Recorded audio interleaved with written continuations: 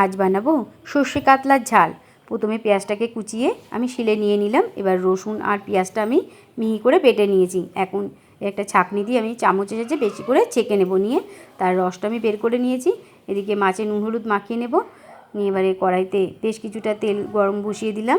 দিয়ে এদিকে সর্ষে আর কাঁচা লঙ্কাটাকেও আমি মিহি করে বেটে নেব। এদিকে তেলটা ভালো মতো গরম হয়ে গিয়েছে। আমি নুন হলুদ মাখানো মাছটা এবারে একে একে ছেড়ে দেবো।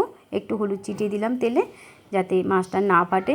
এবার এপিট ওপিট করে লাল লাল করে ভেজে তুলে নেব। ওই তেলে দিয়ে দেবো নুন হলুদ কাশ্মীরি লঙ্কার গুঁড়ো দিয়ে এবার পেঁয়াজের রসটা দিয়ে এবার বেশ কিছুক্ষণ একটু নাড়াচাড়া করে নেব। নিয়ে এবার দিয়ে দেবো সর্ষে আর কাঁচা লঙ্কা বাটা রসটা দিয়ে একটু চামচ দিয়ে চেপে চেপে দেবো। এবার ভেজে রাখা মাছটা দিয়ে একটু নাড়াচাড়া করে দমে কিছু সময় রেখে দিলেই এখন পুরোপুরি রান্নাটা কমপ্লিট।